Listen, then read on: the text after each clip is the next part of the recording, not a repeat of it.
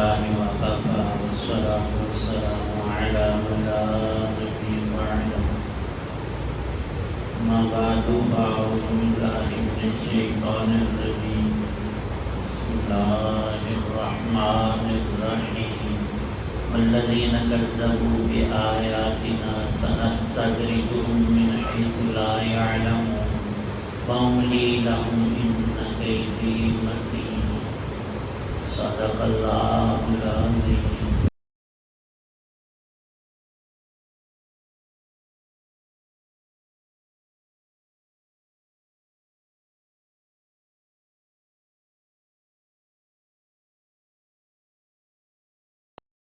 اور جن لوگوں نے ہماری آیتوں کو جھٹلایا ہے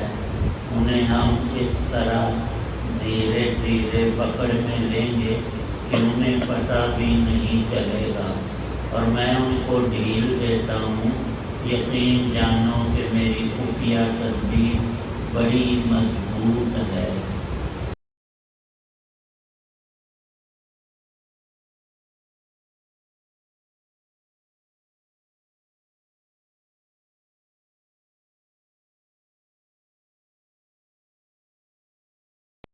سورۃ الاعراف کی آیت 182 اور 183 ہے۔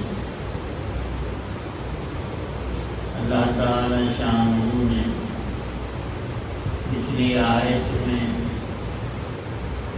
مسلمانوں کا جو حقیقی معنوں میں مسلمان ہیں، اللہ اور اس کے رسول صلی اللہ تعالی علیہ وسلم کے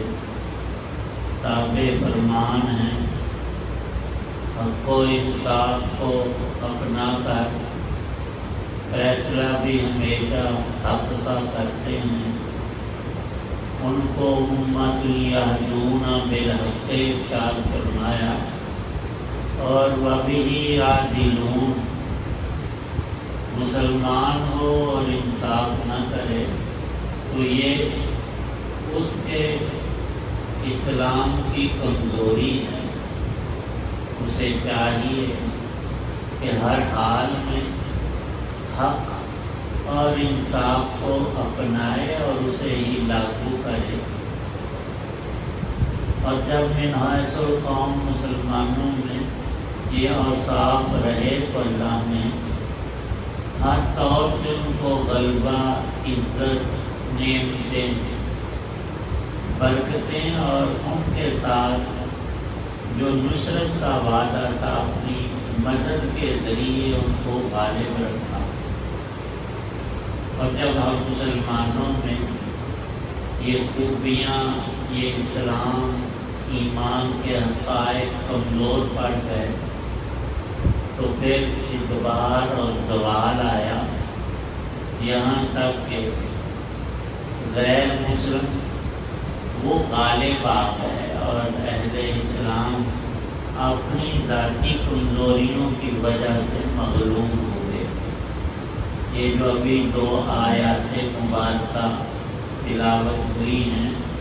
ان میں اللہ تعالی شانہ نے ایک لفظ استدراج کا، جو در حقیقت اصطلاح میں کسی ظالم کو ڈھیل دے کر یہ دیکھنا کہ یہ کہاں تک ظلم میں بڑھتا ہے اور پھر اس کی رسی کو کھینچ لینا استدراج کہلاتا ہے۔ در حقیقت یہ کافروں کا وصف ہے، لیکن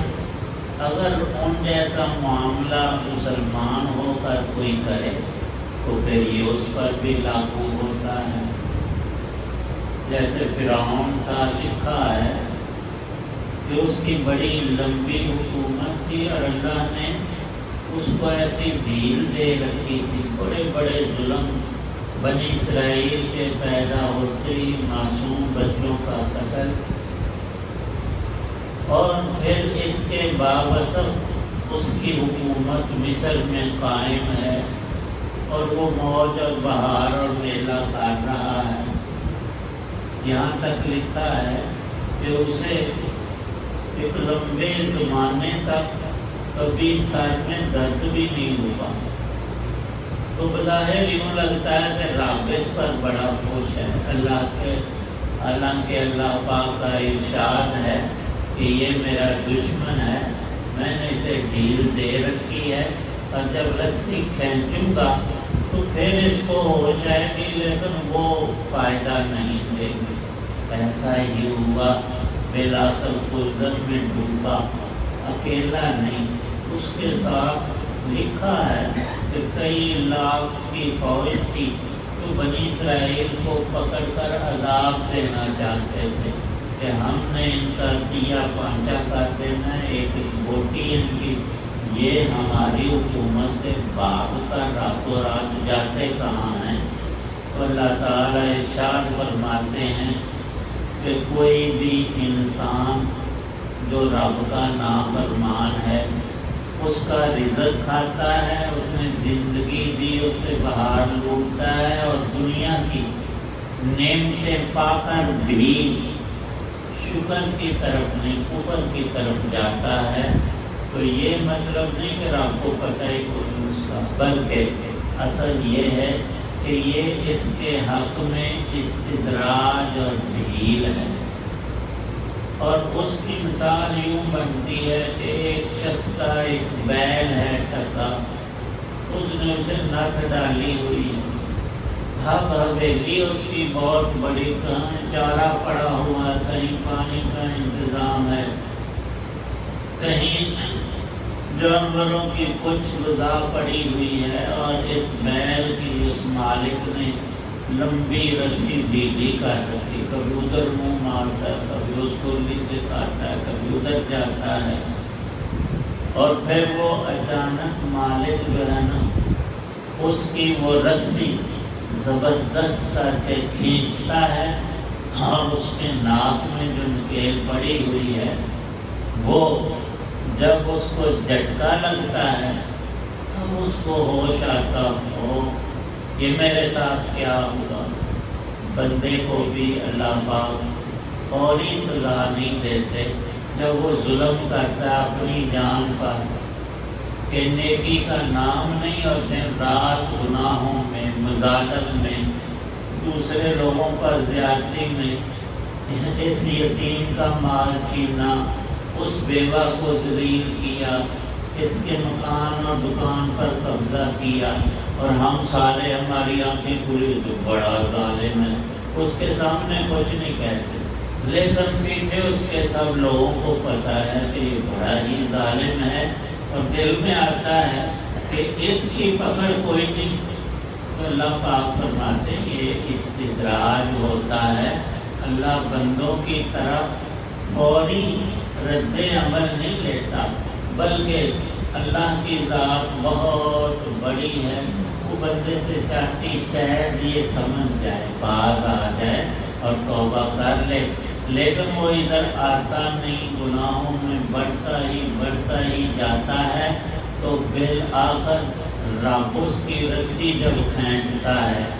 تب زمانہ اس سے آنکھیں بند کر لیتا ہے، حالانکہ دیکھنے کا موقع یہی ہوتا ہے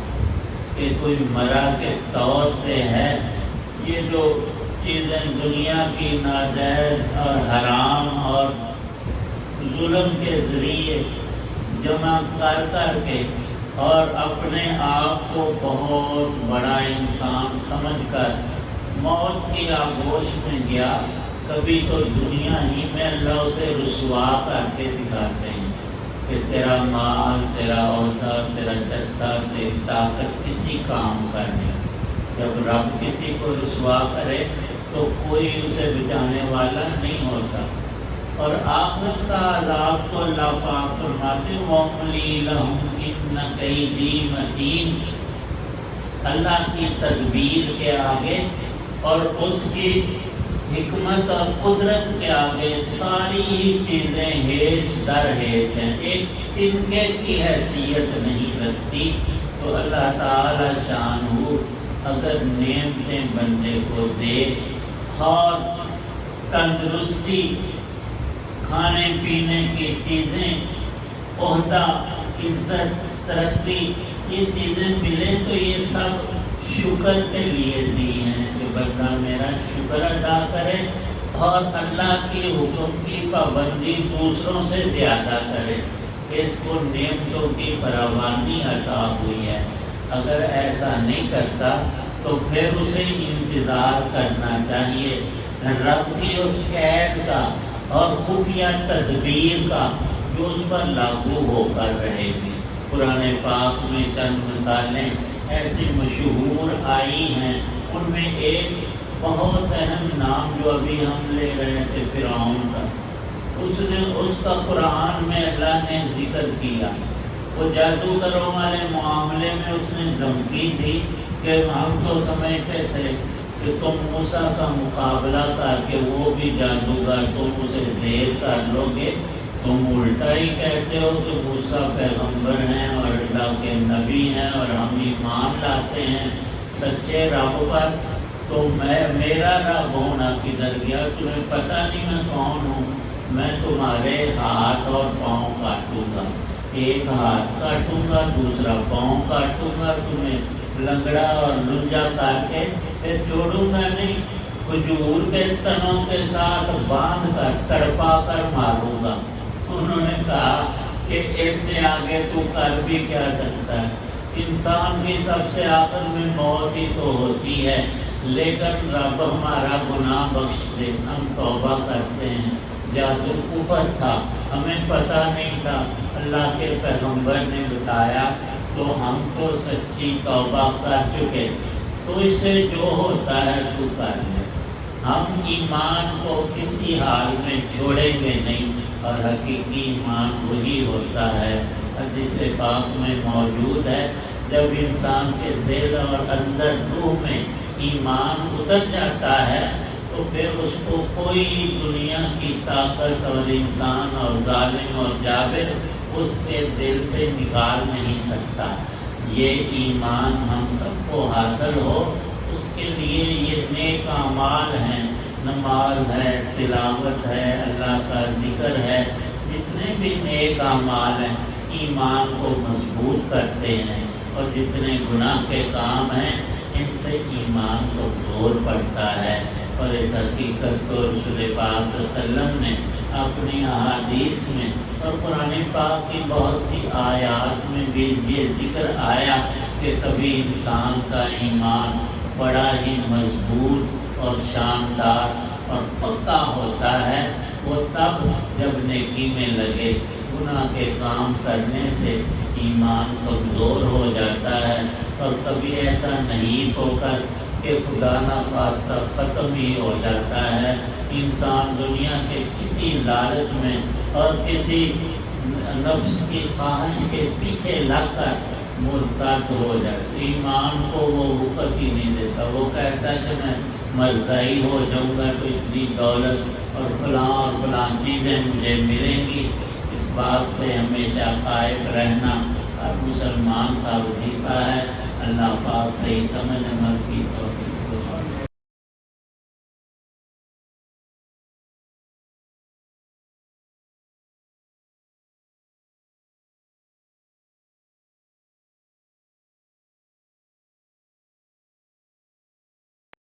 الحمدللہ رب العالمین، والصلاة والسلام علی رسول النبی۔ یا اللہ پاک بیماروں کو شفا عطا فرما، مقروضوں کو قرض سے نجات عطا فرما، رزقوں کو رزق حلال عطا فرما، دین دنیا کی نعمتیں، آسانیاں، برکتیں اور رحمتیں عطا فرما۔ جتنے حضرات دعا میں موجود ہیں سب کی نیک دعائیں قبول فرما۔ صلی اللہ تعالی علی خیر محمد وعلی آلہ وصحبہ وسلم اجمعین۔